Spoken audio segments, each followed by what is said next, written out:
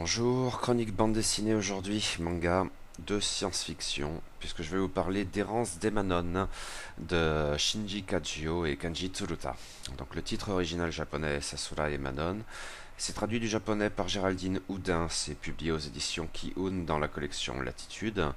La BD originale date de 2012, 2018, mais alors vraiment tout récemment, il y a moins d'un mois je crois, pour cette version française, et ça fait dans les 200 pages.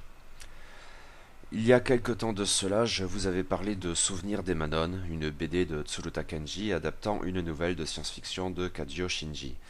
Et c'était typiquement le genre de bouquin que l'on a envie de qualifier de coup de cœur quand on blogue, même si l'expression est sans doute bien galvaudée. Ce fut en tout cas une merveilleuse découverte. Je savais, en refermant le volume, que le splendide personnage des Manon avait très justement suscité l'attachement des lecteurs, ce qui avait conduit le nouvelliste à lui consacrer d'autres récits, même si ce n'était pas le moins du monde prévu à l'origine, et que la même chose s'était produite pour les adaptations en bande dessinée par Tsuruta Kanji, un auteur par ailleurs très perfectionniste et qui aime prendre son temps pour concevoir ses albums.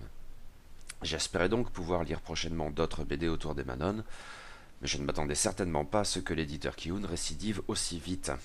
Fouinant dans une librairie, je suis tombé sur ces errances des Manon à peine sorties du carton, je n'en avais même pas entendu parler, je ne m'en suis pas moins précipité dessus. Et j'ai été une nouvelle fois enchanté, le mot n'est pas trop fort. Au sortir de ma première lecture, j'en avais presque naturellement conclu que oui, c'était excellent, mais forcément un peu moins bien que Souvenir des Manon. Il ne pouvait pas y avoir le même sentiment de découverte, il ne pouvait pas y avoir la même unité du récit, blablabla, ce genre de choses. J'ai laissé passer un peu de temps avant de rédiger cette chronique, et j'ai eu envie du coup de relire ce tome 2 qui ne dit pas son nom, lui non plus. Et mon opinion est maintenant encore plus favorable. Je ne sais pas si cela a le moindre sens de comparer les deux BD et encore moins de les hiérarchiser.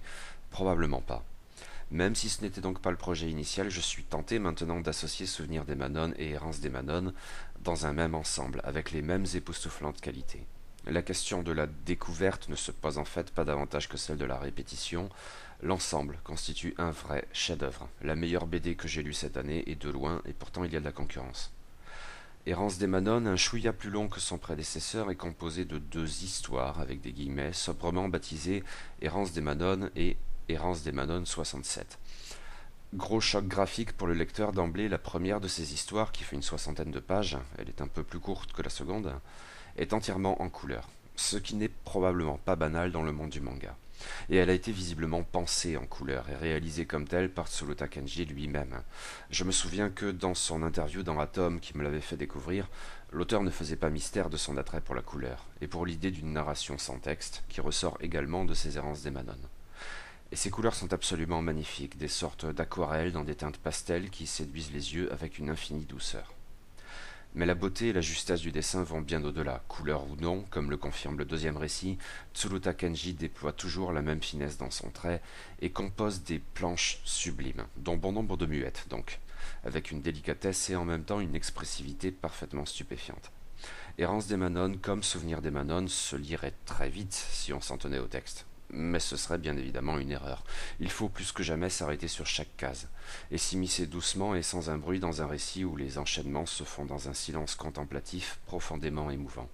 Oui, il faut prendre son temps, rien de plus naturel quand il s'agit de se pencher sur l'histoire de cette jeune femme dont les souvenirs remontent à 3 milliards d'années.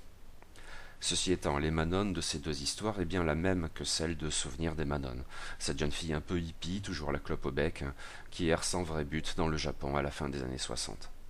Nous avons des aperçus d'avant, et peut-être même d'après, mais pour l'essentiel nous restons dans la même temporalité. En fait, ces deux histoires sont chronologiquement très proches de l'édifiante discussion avec un jeune étudiant un peu naïf, grand amateur de science-fiction, qui rentrait au pays en ferry après une énième déception amoureuse. L'événement est brièvement évoqué par Emanon elle-même. Cependant, ces deux histoires sont en fait chronologiquement inversées, dès lors qu'on ne prend pas en compte leurs épilogues, pas moins vertigineux et touchants que celui du premier tome. Le premier récit se passe a priori en 1968 et le second en 1967, mais les exposer ainsi fait définitivement davantage de sens. Dans la première de ces histoires, Emanon fait la rencontre d'un petit garçon du nom d'Atsushi, qui part dans la forêt photographier des kappas pour prouver qu'ils existent. Bon, je vous renvoie forcément à la géniale nouvelle d'Akutagawa Ryunosuke dans Rashomon et autres contes. Mais le conseil malicieux d'une jeune femme au moins aussi étrange que notre héroïne, n'en disons pas plus, l'amène en fait à rencontrer non un kappa, mais Emanon, nu. C'est un aspect qui surprend dans cette première histoire où la nudité est fréquente, d'Emanon, de son ami, mais aussi d'Atsushi, et peut-être d'autres encore. Il y avait une certaine tension érotique dans Souvenir d'Emanon, mais très chaste. Cependant, la nudité dans Errance d'Emanon n'en prend pas vraiment le contre-pied, tant elle a quelque chose de parfaitement naturel et moralement neutre. Rien ne saurait être plus éloigné de la vulgarité. Il s'agit donc bel et bien d'une certaine manière de prolonger le charme délicieusement simple de Souvenir d'Emanon. Quoi qu'il en soit, notre héroïne, le petit Atsushi, la mystérieuse Hikari, discutent beaucoup entre deux planches muettes et pas moins vibrantes. La nature d'Emanon, et plus si affinité, est ainsi questionnée sans qu'elle ait vraiment besoin de se livrer au même genre de confession que dans le premier tome, ce qui, mine de rien, fait progresser une très vague intrigue avec le plus grand naturel. En même temps, le lien éternel noué avec Atsushi, même au travers d'une rencontre somme toute brève là encore, entre forcément en résonance avec ce qui s'était produit avec le narrateur étudiant dans Souvenir d'Emanon, sans pour autant que l'on soit porté à y voir une répétition, plutôt une variation tout aussi chargée de sens, et confirmant que quiconque rencontre la jeune fille s'en souviendra toute sa vie, ce qui est très joliment mis en scène dans l'épilogue. On adhérera ou pas aux propos philosophiques ou mystiques de Kajio Shinji, reprenant la conviction de l'étudiant amateur de SF de ce que tout le monde a son rôle à jouer sur cette terre. Plutôt pas en ce qui me concerne. Mais quand la nature même des Manon est, par la force du récit, associée à celle des Kappa, et plus généralement des créatures imaginaires, qui n'en ont pas moins leur rôle à jouer, on a l'impression de quelque chose de très juste qui touche au cœur, ce que l'épilogue, d'une certaine manière, matérialise sans pour autant lui ôter de sa substance spirituelle, bien au contraire. Cette première histoire comprend çà et là des allusions à une anomalie. Normalement, chaque Emanon donne naissance à une unique fille qui hérite de sa mémoire, une seule par génération. Mais cette fois, la jeune femme mentionne qu'elle a un frère jumeau, ce qui est une première. Pleinement Emanon à l'âge de 3 ans, la fillette s'était alors séparée de ce frère qu'elle avait confié à un orphelinat. Mais 15 ans plus tard, et peut-être parce que la conversation avec l'étudiant l'a intriguée, l'amenant à chercher une forme de sens derrière ses errances millénaires, elle a retrouvé ce frère.